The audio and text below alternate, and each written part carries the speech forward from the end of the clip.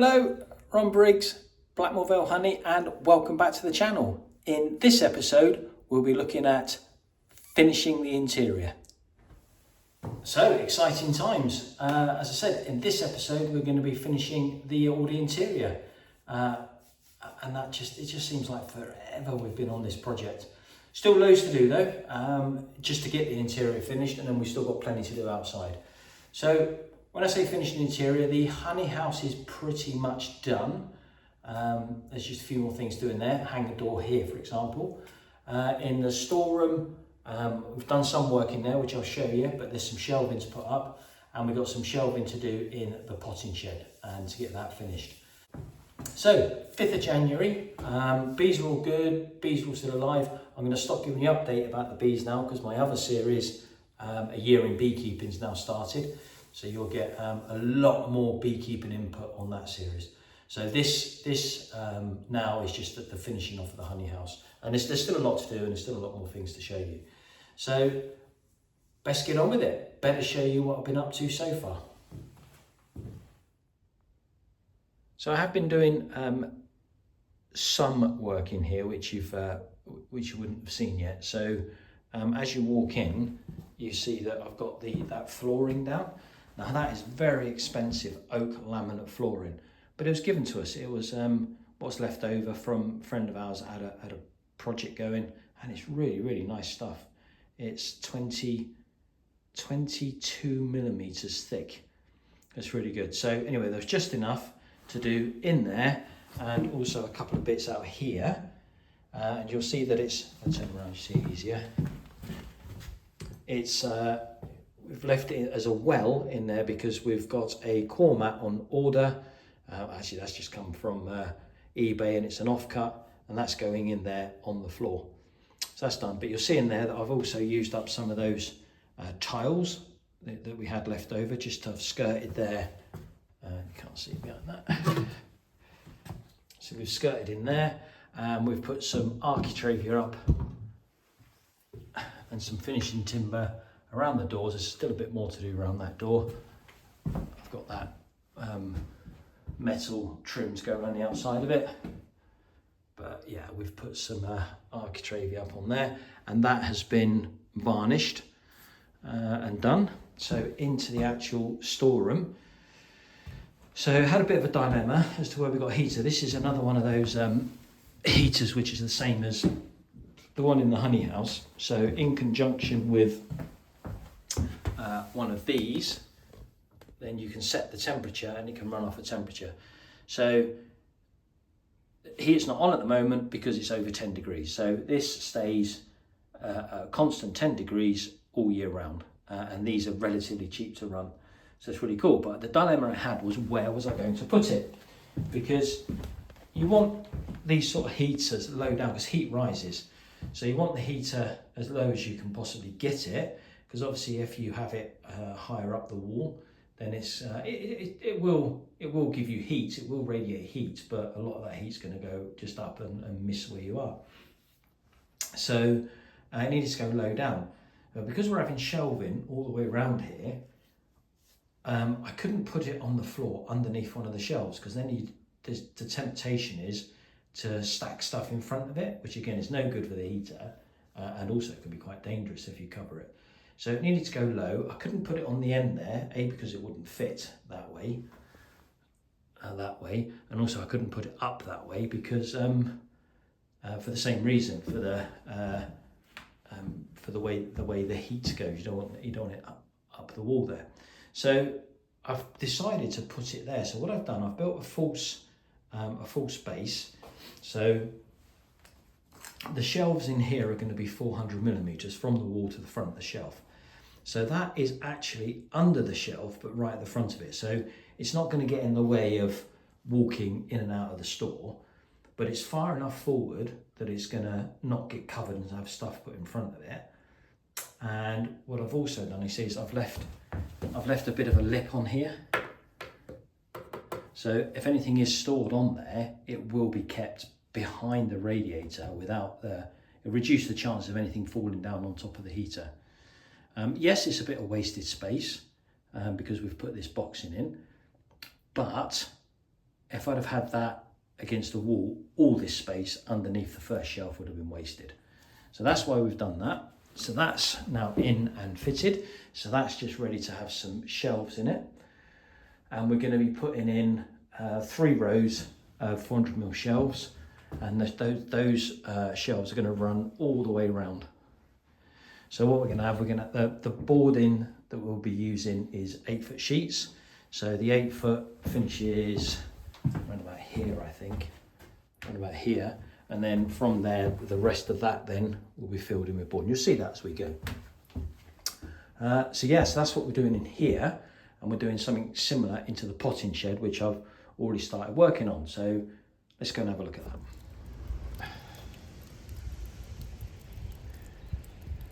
So, welcome to the potting shed, which is not far off being finished. So, if you remember the potting shed, we decided that that wall needed to be boarded because it's got the insulation on the other side of it, but all the rest of it was not going to be insulated and not going to be boarded. However, once we finished the insulation, we had loads left over, so it just made sense to use every single little bit and fill these walls up, which we did. So that wall, the wall under here and the wall at the end have been insulated. Well, obviously then that needs something on it to keep it in place, to stop it to stop the insulation coming out. So I had plenty of offcuts. I had some really big offcuts here, from offcuts from where I made the door and stuff. So they went in there, and then I had, because I had half a board left over, or 2 halves of board left over, not quite enough for a half, but 2 smaller bits. I managed to get one in there and one in the other side there. And then all the rest, if I go in close, you can see I just made up of pieces. It's more noticeable over there by the door.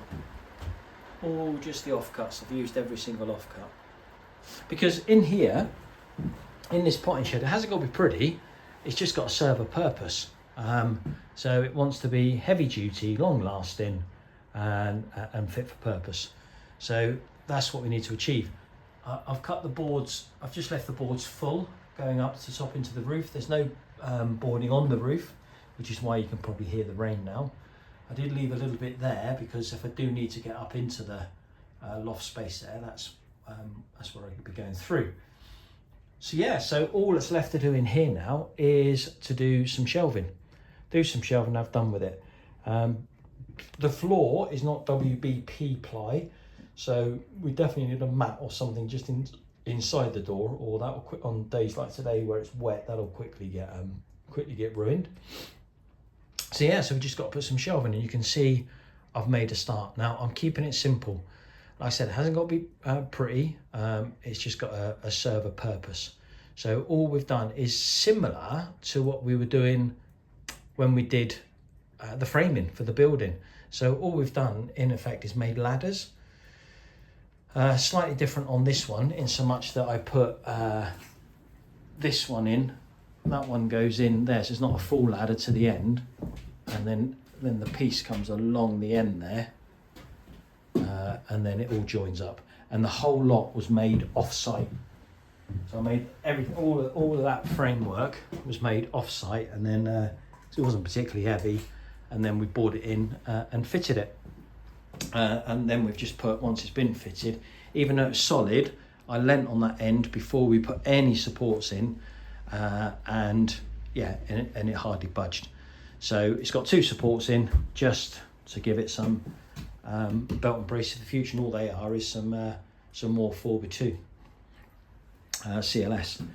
So yes, that was that. So we've gone 600, which is the depth of the work surface. It also happens to be half a sheet of 8 foot by 4 foot, and then from here to the end here is where the 8 foot finishes. I do need to put another little bit of timber in there, and then we've made shelving just to fit the end there, and we're putting 3 shelves in. I've already put the top one in, which again, as you can see, is just made from laddering, and we're going to put one more in the middle. Now the beauty about this OSB is it's really forgiving. So you've probably not noticed it, but I've drawn pencil lines on there and you can hardly even see them. So there's one on there, for example, which says electric, which is where the power point is behind there. There's a plug socket, and then I also know that next to that is where the switch is for the hot water heater, and then there's cables running along here, and we've got this line here, I don't know if you can see it, that pencil line there, and I've marked it as water. Because we're going to be putting shelving up along the back there, and there's a lot of water in that wall. So there's water point there, there's water runs down the wall there, there's water runs down the wall there, and we've also got electric running alongside this as well. So I've marked that up, so if I put any shelving or anything up there, I'll know exactly where it is. But you can make pencil marks on this and you'll never see them. You'll never see them. The amount of measuring I do, where I've measured, made a mark, and then have to measure again because I can't find the mark I've made. And the other thing that it's good for is you can drill holes into it, and if you've drilled in the wrong place, chances are you're never going to see that hole again, which is why I'm putting my shelves up with some assistance. So what I've done is I've worked out where the top of the shelf wants to be, which is going to be about here. Can you see the pencil mark? Pencil mark there. If I come back, you probably won't see it. So I've just put this block in because, like I said, I'm making the framework off site. So then all I'll do is sit that in there, and that'll sit on top of there and help support that whilst I get it in place with the spirit levels. This one, the one on the bottom, I had to have some help with, but the other ones, that's all the help I need. So that's what we'll do. So we need to get it measured, and we need it measured accurately. So because it's internal, to get it to the exact millimetre, I did what I showed you before, where I've measured from there. I think I came out to a metre, marked a metre, and then measured from the other side to that metre to give me an exact measurement. And then all I've done is I've taken 1 to 2 millimeters off that. Definitely want to be smaller. Definitely don't want to be bigger with this, because even if you're a millimeter bigger, then your chances are you're not getting that shelf in. So if anything, go the other way and go 1 to 2 mils smaller. And what you also need to do is, as well as measuring the back wall there, if you can, you also want to measure from where the front of the shelf goes. Because if that's twisted, if that wall's twisted in slightly that way or the other way, then the front is going to be different to the back. It isn't in here, but it has been in the pottery store, which I'll show you. So let's go and get that last shelf made, and then we'll get the boards put on, come back and have a look, see what that looks like. Right, absolutely bucketing down outside, so we've moved into the garage. So let's have a look about how we put these simple frames together then. So when we was in the potting shed, you saw that I'd measured where it was going to go, and it was a 1,470 millimeters. So the depth, I was going to have something between 3 to 4, probably nearer 300 millimeters. But because we've had such a big project, we've got so many different offcuts, which you saw, all the offcuts we used at the OSB. Well, it's no different to some of this ply as well, and it's expensive. It is quite expensive ply. So this is 18 mil ply. I had here an offcut, and so this was 365 millimeters. So no point wasting it. We might as well use it. So that's what we're going for our depth. So I've got my 2 pieces of timber cut at 147 or 1,470 millimeters, and then I've put 2 of them together. If you put 2 together and measure, each one's 38 millimeters, so that's 760 millimeters, or 76 millimeters, not 760, 760 millimeters, because each one is 38 millimeters. So then all I've got to do is a bit of simple maths. 365 minus that 76 is 289. So then I've cut 4 of these at 289. Now the reason I've gone for 4 is I don't like to go bigger than 600 on anything when you do the framing or shelving. 600 is 2 foot, because then even if you're using the 18mm, it can still start to sag. And this is heavy duty shelving, so I wouldn't have thought this is going to sag anyway, but I kind of stick to that rule, so that's been fine. So we're going to have one of these at each end of the shelf, and if I was to have one in the middle, so one at each end, if I was to have one in the middle, that gap is a bit too big. So I could have got away with it and it would have been absolutely fine, I'm sure, but because I've got plenty of offcuts of this, smaller pieces, makes sense just to put the 4 in. So I've worked out where I want those to go and marked. So one's going on the end, one's going there at about 520 millimeters, and one there about 520 millimeters from that side, and that sort of divides up into 3 nicely. So that's that. So all I need to do is I pre-drill the holes. So for where every one of these is going to go onto there, like that, we'll pre-drill 2 holes at top and bottom, and then we can screw it together. So let's show you that. Now, if you're going to be an absolute perfectionist, then you might want to drill your holes exactly equidistant. So when you look at the shelves, it does look all exactly the same. To be completely honest, I've done so many of these now that I can pretty much do it by eye, so I don't need to measure it. But the other thing is, I forgot to mention, was on this CLS, one side has normally got the markings on it. So obviously we don't want that to be shown, so we're going to have that at the back. So what I did start with, after I cut my 2 pieces, I looked at them from the front, selected the better one that's going to be visible on the front, but do all the drilling from the back. Right? And then it helps if you just mark the one that's in the front. Right, so let's drill these holes.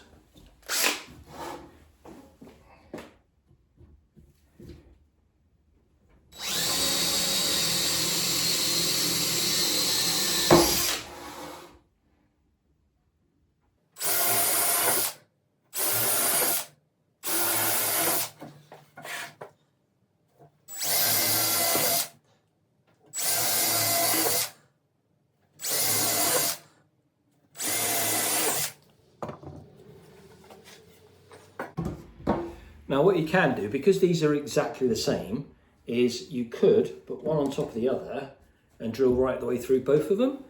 But if your drill is not exactly straight and it's off at an angle, then that'll be quite noticeable and quite different on the one below it. So it only takes a few seconds, doesn't it? So it's worth doing them individually.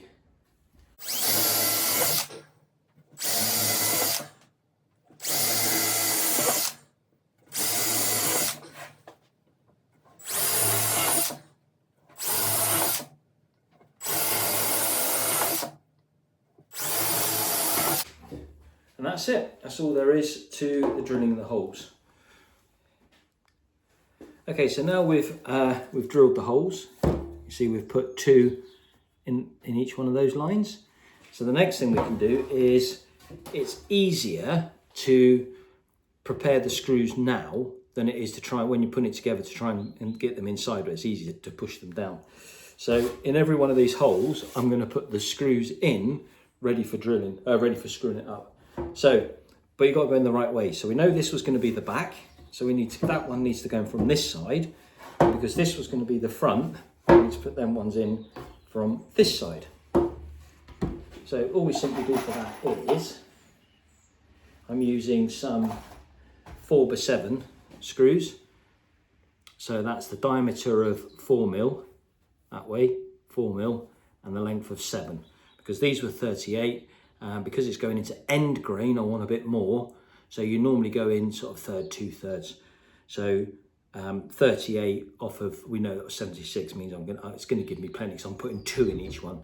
And the reason I'm putting 2 in each one and not just 1 is because the wood twists. So it just prevents a twist and helps me straighten it all up and gives it a bit more bite. So what we do for that is we don't go all the way through. Just literally sitting them in.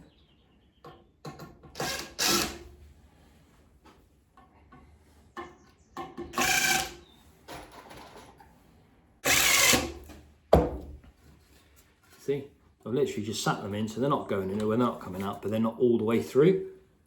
So you do that with all of them. So when it comes to screwing these together, it helps because the wood is twisted. They'll all be twisted, and the longer it gets, the worse it gets. So it can be twisted in either plane. I mean, it can be twisted that way, or if you turn the wood over, it can be twisted the other way. So you've got to try and work with that and try and help yourself in, but also at the same time, kind of try and straighten it up a little bit. So it helps if you put this onto a flat surface before you do your before you screw it together.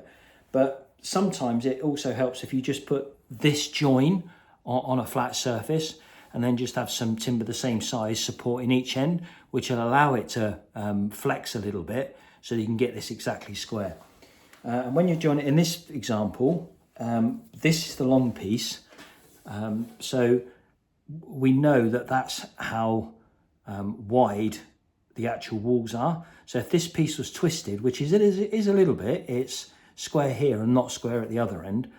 I don't want this to protrude past this, either at the top or the bottom when I put it together. Otherwise it'll wedge into the wall and we won't be able to get it in. I don't normally have the board cut before the actual shelf, but the only reason we did on this one, if you remember, was because I'm using it as an offcut. So I normally cut the board to the size of the shelf. So I'm using it just to give me that flat surface. I'm using a clamp to help me, just to hold that piece in, and I'll worry about this bit. And you'll see now that the screws are this way, and I don't have to worry about trying to hold them and screw them in at the same time. They're already held. So once that's all lined up, what we've got to do is screw them together.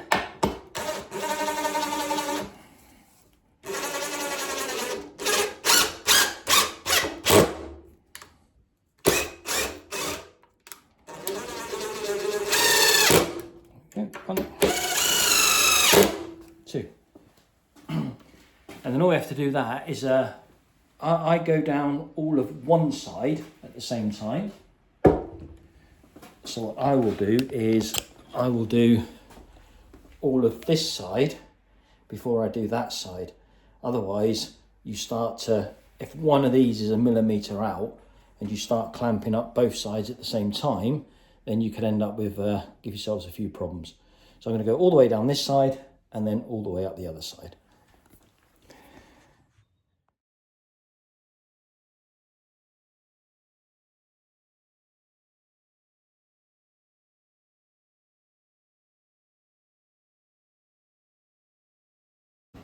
So that's that, simple as that, simple framework. If you get your measurements right, first time, spend a bit of time measuring, it's relatively simple. So that's that, so let's go and get it fitted.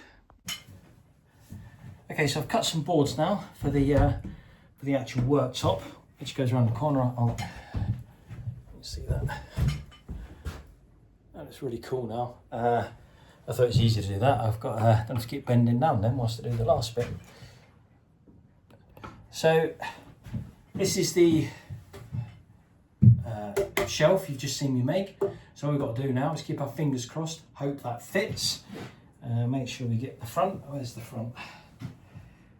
This is the front, this way up, so that's cool. So hopefully that fits. Let's push that in.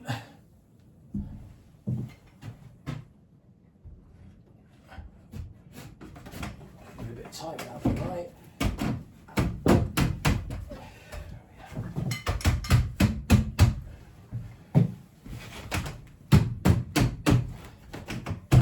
Tight's good, just not too tight.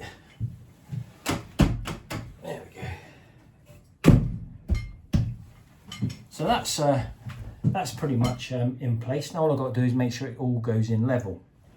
So what I want to do is I want to screw the best support, even though this 11mm board will support an awful lot all by itself. I want to get a couple of screws actually into the battens behind it, and I can see where the battens are, especially in this case, because I can see, I don't know if you'll be able to see that, you can see where the nails are. So there's one batten runs up there, and there's one, which are the nails, So I know there's one run down there. So I want to get at least 2 screws in where those battens are. So use a spirit level to help us. Needs to come down a bit where that was tight.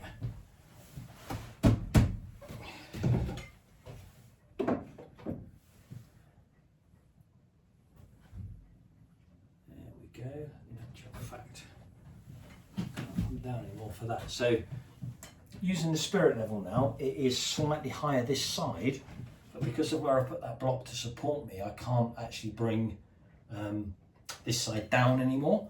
So what I'm going to do is I'm going to put my screw into this batten, and then I can just push this end up ever so slightly to get that back level.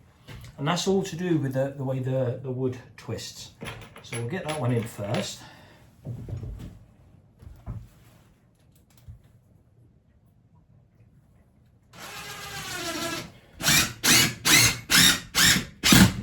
Like that. And then we can just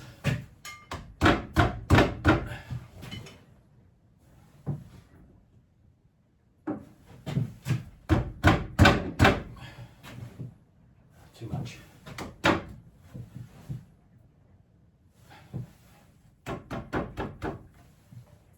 Perfect. Perfect. So now I can get this second screw into this batten, and we know that the back then is completely level.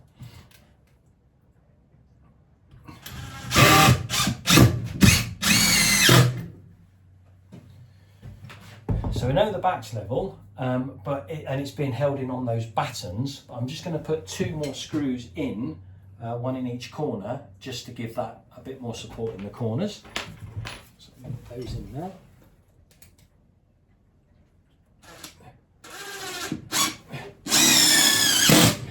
And I'm putting these ones in at an angle because I know that in the certainly on that end there's a batten behind it, so hopefully it's picked up that batten, which gives it even more support.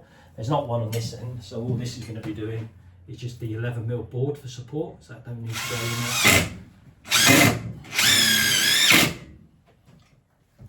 in there. Okay, so I had no dramas doing that end wall, so I know there's no cables, no pipes or anything in that wall, but in this wall there is. So as I showed you before, I've marked it, so it's nowhere near the water. There is one small electric which is up in that corner, so we're going to be nowhere near that, so we're good to screw wherever we need to.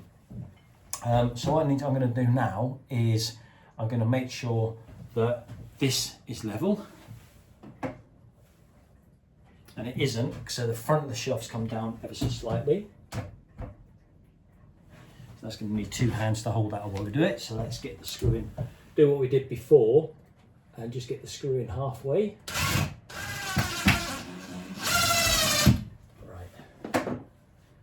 Now we can see what's level, is there now level. Screw that in, and I'm going to put one more over in that corner. Again, it doesn't need it, but just for a little bit more support. I said to you right at the very start of this series, I over-engineer things.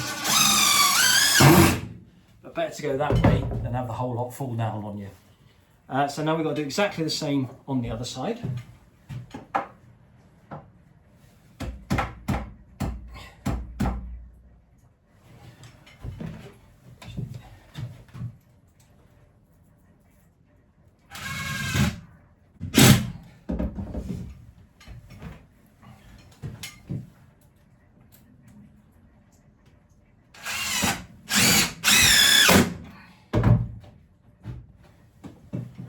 And that is all the shelving done. So we'll just check the front. That's the shelves in. We've already got the one board cut because we took the measurement from that. So all we've got to do is cut another one, and then that will be all this type of shelving in the potting shed done. Just going to get the shelves. Go and get the shelves.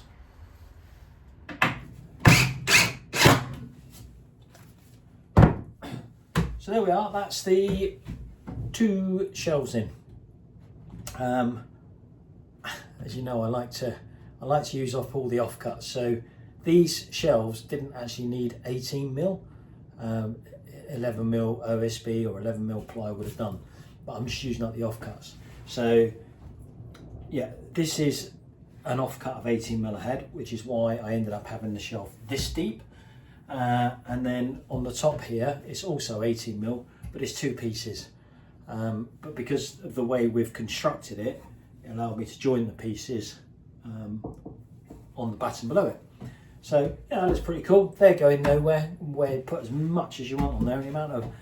The amount of pots that she who must be a Bade has got, it's going to need all the space it can get. So that's that shelving finished. They've all been the shelves have been secured to the actual framework, so that's cool. I haven't secured the worktops yet, because the worktops, let me show you. So I've not secured the worktops yet, and the reason being is there's going to be some propagators which go on there. Now, although they're in trays and the table's not sat in water, you do get spillage. So, and by the best will in the world, ply is not, even though it's the good stuff, it can tolerate a bit of water, but you don't want to be leaving it sat in water for too long. So you got a choice. You either varnish it, which I did in the honey house, with lots of varnish, or what we did in the old potting shed, which was done about 10-15 years ago. We just used some of that plastic. That's plastic stuff you get to go over a tablecloth. It comes in all different colours. So we used some of that, and that's worked really well in there. So we're going to do the same again in here. So we've got that, and I will get that fitted. And once it's fitted, I'll come back and show you. So that is that done. Now the other thing I've done is I've put some of this shelving up. Now this shelving's, I like this shelving. This shelving's great for garages and workshops and stuff because it's all adjustable. So if you think back to when I was doing all the cladding, all the inside walls, I told you that I bought that trim that I put around the windows from, I think it's called Rothby or Rotherby. It's the same stuff as they sell in Screwfix, and don't get me wrong, I love Screwfix. It's convenient, it's handy, it can be cheaper.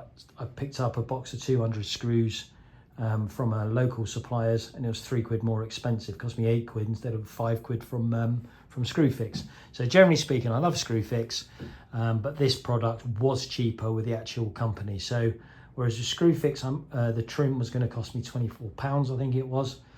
With the other company, I got the same trim for around the windows, plus a bit of trim to go on another wall, plus all that black shelving unit thing there for £31. So it's worth shopping around. So this stuff's great. All I did was I bought. You can buy them. You can buy that stuff in any length. You can get it in white or black, and all that happens is the brackets, they just will screw onto the wall, and depending on what size you get, how many screw holes are actually in there. That's really easy to do. And then these brackets are hooked, and so it's adjustable, so you can have the shelves any height you want. So I'm having them about there, I think.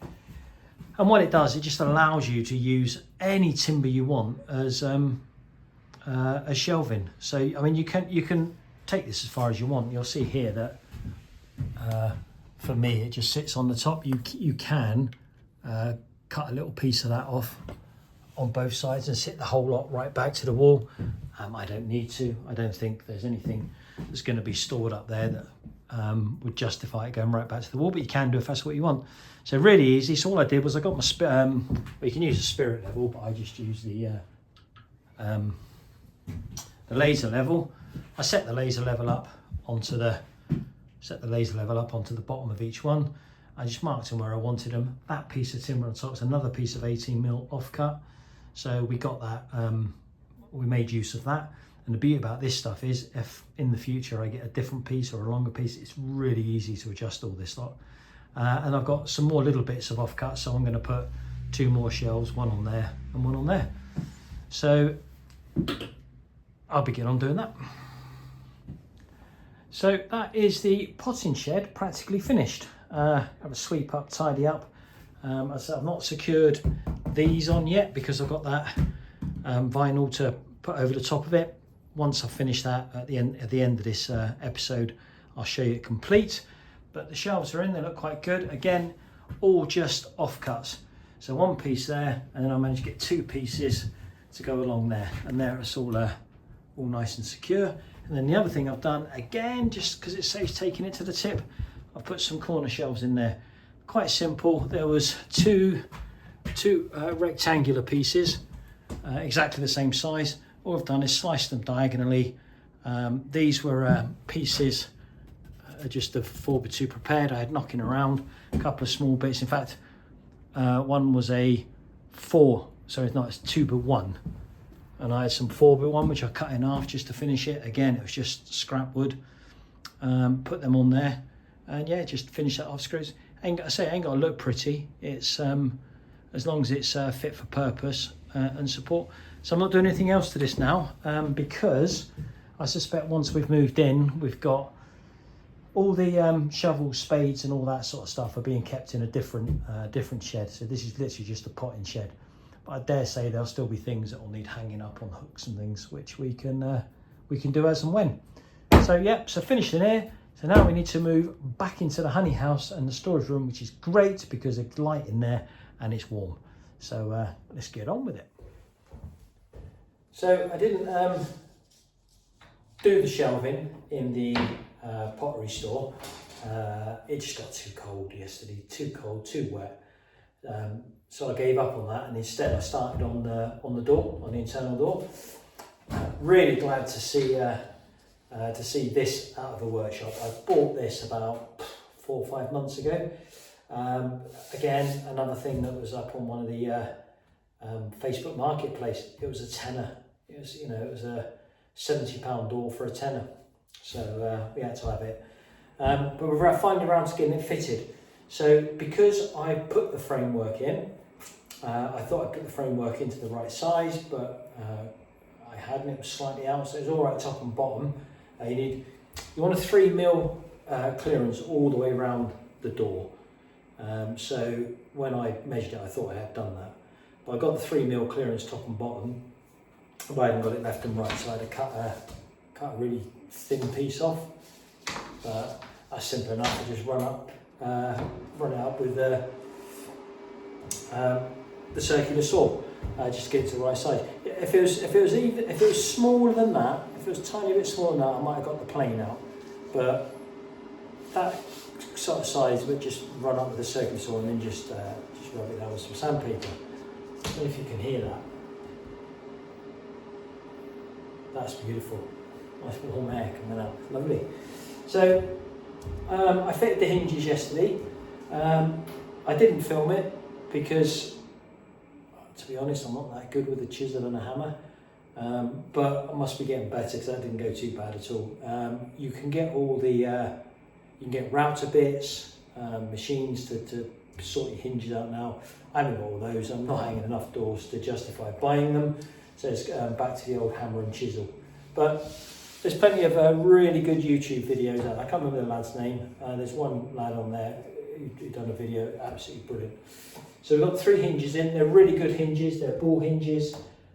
So I only learnt recently that the hinges actually have an open side and a closed side. So I kind of always knew that they were different, but I just thought that was the makeup of the hinge. I'll try and show you. So can you see on this side, it's joined at the top and bottom, and on this side, it's open. It's open. Well, that's actually called the open side, and that's called the closed side, and it's the open side that actually fits to your door. So I never knew that. Would it make a lot of difference? I'm not sure. I've hung plenty of doors before, but I wouldn't be able to tell you which way around I hung them. And the other thing I did purchase was a centre drill piece. These are pretty cool. So you can put them into the centre of the, when that's actually on the door, you can put it to the centre, and when you drill the hole, when you push down, it actually the drill just comes through there and actually drills spot on in the centre. So that's quite useful. I can see me using that on a few applications and things. So like that, yeah. So hinges all fixed.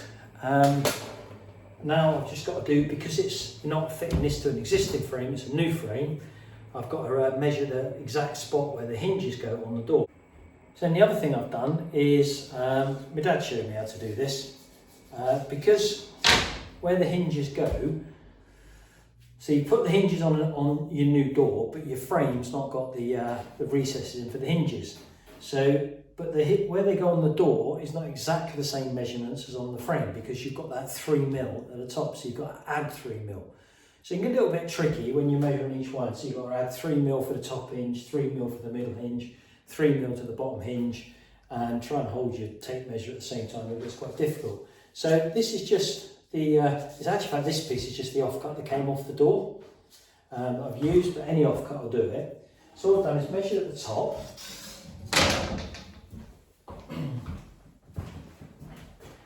And then I've laid that onto the side of the door, and I've measured, and I've put top on there, measured top, held it 3mm, or measured it 3mm up over the door to allow for my 3mm gap. And then that's allowed me just to mark the top and bottom of each hinge. And then all I've got to do is take that to my frame, hold that up in my frame, and I've got my measurements for where the hinges need to go. So that's my next job, is to get the hinges or the hinge recesses done on the door frame.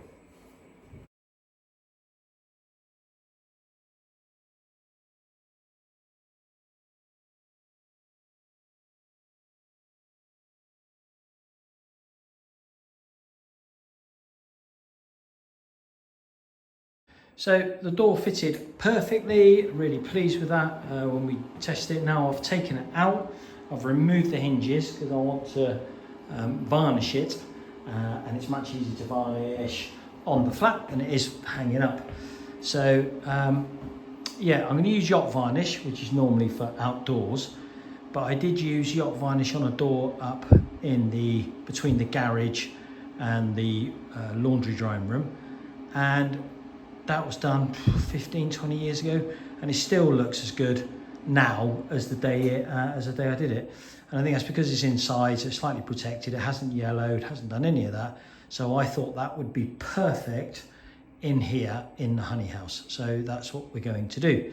So what I've done is this is where the middle hinge is. I've just got a screw sticking out of there. I've measured the door and put a screw right in the middle, a great big screw. This is roughly where the handle's going to go, so we put a screw in there, and we have put a screw in there. And the reason for that is, I saw a painter doing this once, it's actually in someone else's house, but those screws you've just seen me put on, the door can rotate on those screws all the way around. And these screws that we put in is just something to hold on to. So what that allows you to do is varnish it all one side, you've got something to hold on to, and you can do that from either side because you've got this one to hold on to as well if you need to. And then you can just flip it, and you can do that side, so you can do both sides at the same time, because yacht varnish, they say 16 hours, but won't be so bad because it's warm, but I like to leave it 24 hours. So 3 coats of varnish means this is going to take 3 days. So, but it's not going to take 6 days because I can do both sides at the same time. So I'll do both sides, rub it down, key it up, then do the next side, and so on and so forth. So, using the magic of video, I'll see you in 3 days' time. So there we have it, done. So we're 3 days later, we've got 3 coats of varnish on each side and all the way around, and that's looking pretty good. So the next thing to do is get the hinges back on, get these screws out, and get it hung, see what it looks like. So let's do that. So that's the door rehung on its hinges. I don't know if you've seen these before. These are useful, and these are well. They're airbags. So if you remember when I was doing the walls, I did use the door lifter. Well, the door lifter will do this, and it's very useful and it's easy to use. But these airbags are brilliant. They've just got so many uses. Once you've got one, you'll see what I mean, just for putting things level and lining things up. And all they are is a bit like when you have your blood pressure taken and you have that thing that goes around your arm, that just tightens up, and when you squeeze it, the bag inflates. And it takes, I don't know what this one takes. I can't see, what does that say? 35 kilos, 135 kilos. It takes a lot of weight anyway, 135 kilos. And there's two of them, but what this allows you to do, and then when you undo the screw again, it allows it to go back down again. But with two of them underneath the door, you don't have to have your foot there, and you can sort of adjust the door a little bit either way while you're trying to get the hinges in. So yeah, good bit of kit. I think I got those from, Powerfix, got those from Lidl a few years ago. Lidl. It's really useful. So, little update for the end of the day, really. Because didn't film it, 'cause it's just loads more chiseling, really. So, we fitted the door handle and the bolt mechanism. All I'd say with that is just take your time, same as all the rest of it with this chiseling, unless you know what you're doing and you're really proficient at it. Just take your time. You know, you can always keep taking more off, but you obviously can't put it back on again. This was really annoying because that screw broke, or a screw broke in the top there. So I had to dig that out, which took a little bit of a time, but it's in, and and I'm pleased with that. And likewise with the strike plate. The door stop is now in all the way around, so that's just got to be varnished. But yeah, that's a nice and closed. And we've got the door stop fitted. So yeah, that's cool, pleased with that. What else have we done today? We got the trim fitted around the door. That's quite cool. Although cutting it of metal has left marks in the corner. So I'll got to get a little touch up white just to touch that up. But other than that, that's good. So we're really getting there. We've got 3 shelves on that side. We just got to put the 3 on the other side now, and the ones at the back, finish that off. It's looking good. So all that's left to do today is coat of varnish on the doorstop and the final coat of varnish on the extractor stand, and that's it. So it's been a little while since I've done much. Just add things on. So let's give you an update of where we are. So it's the 19th of January now, and things are pretty much finished.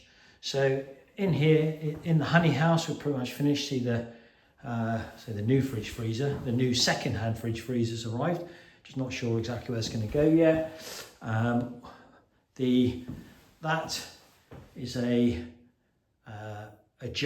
manual jarring machine, which has come from Castle Farm Hives. We'll be doing a review on that.